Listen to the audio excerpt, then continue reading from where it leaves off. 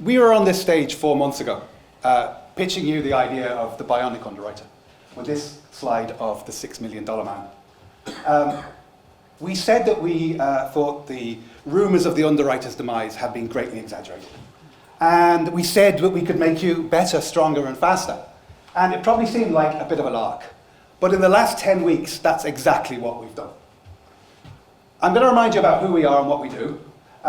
Describe Data is a core group of actuaries, techies, and PhD data scientists and quant finance people with about 50 years insurance industry experience. And our mission is to use new data sources, technology, AI, ML, to arm underwriters with a superior understanding of risk, and then just get out of their way.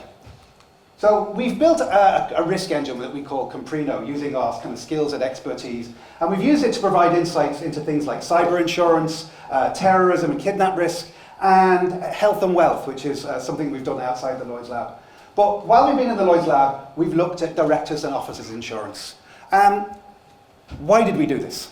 Well, we know that directors and officers insurance is about a $10 billion per annum annual business, and that rates are hardening across the board, and the capacity is reducing. We also knew that it was a very data-rich environment. There's a lot of data out there on companies and on claims, but it's pretty unstructured. But we also knew that this business was not well served with tools and technology to help underwriters. And so we figured in 10 weeks, this is a problem that we could use our risk engine to address. So we set out and put a plan together to build a directors and officers underwriting tool and canvass the idea amongst our mentors very early on. So we wanted to build a tool that allowed underwriters to very quickly get a qualitative idea of the company information that they're trying to underwrite and a quantitative information of the risk. And there are quite a lot of problems with that, in that there is a lot of data, but reliable data is hard to find, it's hard to handle, and basically it's quite hard to interpret. And what underwriters do generally when they get a risk in the door is they look at a lot of different data sources, and some of them are about company news, some of them are financial information, and they try and basically build an idea of the company themselves, and then go on to look at pricing the deal. And this takes an awful lot of time, and it uses up a lot of skilled people in probably not a very optimal way. What we also realised as well, there are no real modelling tools out there for underwriters to get an idea of the deals. And definitely no portfolio analysis tools, like how does this deal fit into my portfolio? And these are the things that we thought we could address by looking at the data, putting it through our risk engine. Okay, so when we basically have 9 weeks left, like how did we do this in 9 weeks? Well, we used our technical and insurance skills to basically put this line of business into our risk engine. We looked at all the financial data on the exposure side, and we also looked at a lot of the claims data that was available. And we built a very simple model of the underwriting market from a frequency and severity point of view. We then basically put that in front of our mentors and advisors. We had a really engaged team of mentors. They were absolutely fabulous, and external advisors, and got them to sense check what we were doing. And that basically gave us a good idea that we were on the right track. 5 weeks into the Lloyd's Lab, there's a trade show. And we demonstrated our very rough prototype at this trade show. The blurred screenshot at the back is actually a screenshot from it. It is not pretty, but it does the job. And what we wanted to do was we got over 100 people in front of us in that trade show, and a lot of them expressed an interest in what we'd done and how we'd done it. And from that, what we did was we crowdsourced, using the LMA, using the Lloyd's Lab, and using LMARCs, we crowdsourced a focus group of D&O underwriters. We put a shout out to the market, and we basically got 14 or 15 underwriters came back very, very quickly saying they'd like to take part, and they would love to find out more. So we went out and talked to them for the next 3 weeks, and we interviewed them one-on-one, we listened to their suggestions, and we took down what they said, and we fed it back into the next iteration of the product. Okay, so what did we find? Well, basically from talking to, when underwriters look at the deal straight out of the box, they look at financial analysis and litigation history, and they pull this information from various different tools. And this takes quite a lot of time. We saw different variations of different companies collating reports about a company.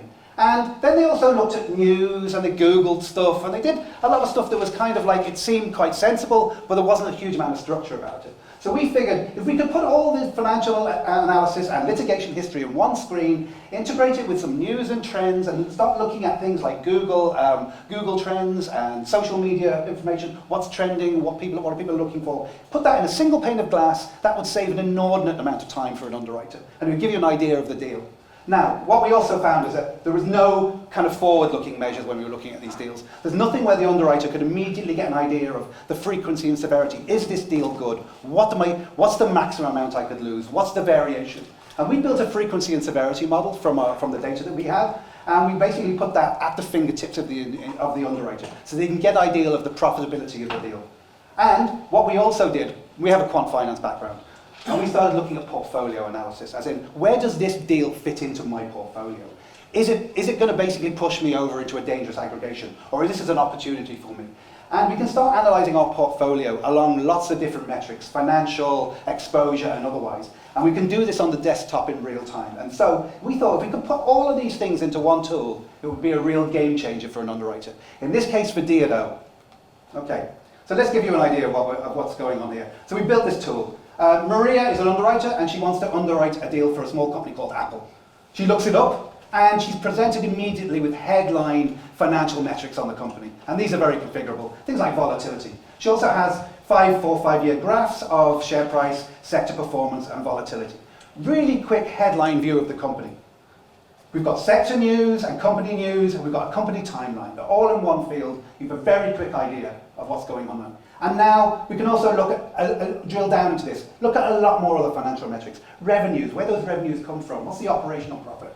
But we can also look at trends. And what we've done here is we've just very simply shown what's the interest in Apple via Google searches over the last 5 years. As you can see, there are regular spikes. Apple has a very, very, very well attended and interested people at a trade show, and that is basically what you're seeing here. And this can be basically configured and customized to whatever needs that you have. So the whole idea is to get in basically a single pane of glass for your financial and litigation history, news, trends, and timeline. One place immediately when the deal comes across. Okay? Now, let's look at the profitability of this deal. So we now have a frequency and severity model, and we've got an insurance program here. We've got 110k in premium, a 5 million attachment point, and a contract limit of 5 million. I can very quickly assess this deal. There's a 76% chance we reckon this deal's going to make money. This is basically the average loss is about 100 grand, and there's about 110 grand as our premium. So most of the time we're going to make money out of this deal. So it looks like a really good deal for us. Now we can mess around with these attachment points and play. Now we can do this literally on the phone, but we can also see what are the outstanding class action suits are as well. And also what we can also see is an estimate of the ground up loss costs. This is the loss cost without any program. So very quickly we have an idea of what's the frequency, what's the severity if things go wrong on this deal. And this is literally on your desktop. So we've assessed the value of the deal. We know what's going on with the company. We basically assess the value of the deal. We're not really looking at pricing at the moment. We can model the frequency and severity, and we can work out the expected profitability. So now we have a good feel. We like this deal. Apple, okay, right.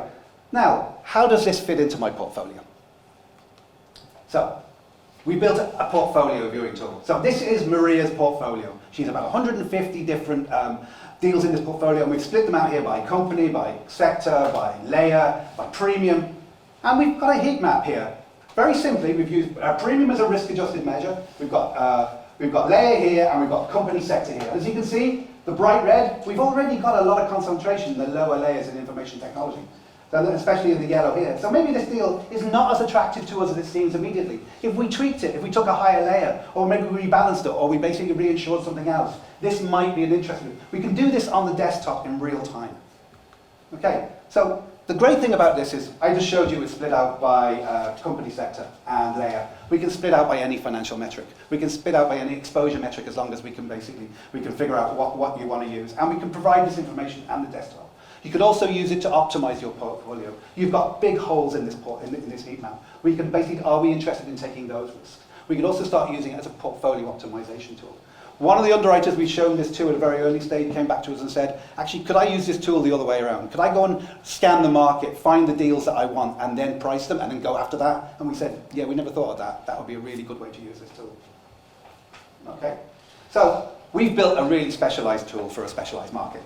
And what we're going to do is we're going to continue to work with our D&O underwriters focus group, and we're going to improve the functionality of the model. We've yet to go around and show them the final version of the product there. Then what we're going to start is onboarding customers. And once we onboard customers, we can bring on both company data and other data sets. And that will improve both the company coverage. At the moment, we're just covering US public companies. Company coverage, both maybe even geographic and in sectors and different sizes of companies. And also we can improve the functionality of the model and the product. We can use additional data sets. And again, this is a virtuous circle. As things get better, we can add more data sets, add more value. And one of the things we realized really early on, there's a great interest now in transactional insurance lines. Things like M&A insurance, employers' practice liability insurance. The work that we've done here is literally directly transferable to them. We're looking at financial metrics. We're looking at the way companies behave.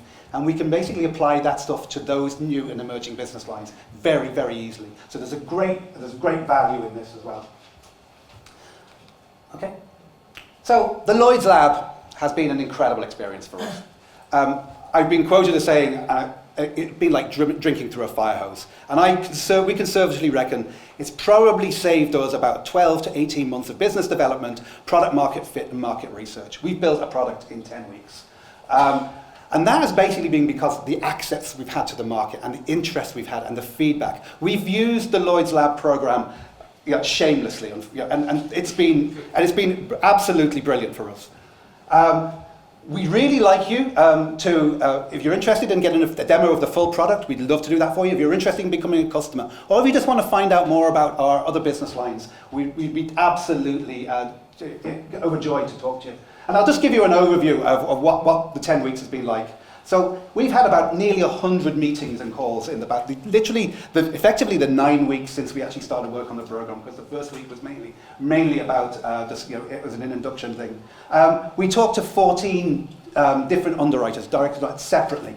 9 weeks of hard work. We had 5 really engaged mentors, and we basically built one very, very valuable underwriting product. Our aim when we came in here was to basically empower the bionic underwriter of the future. And in the last 9 to 10 weeks, that's exactly what we've done. Thank you very much.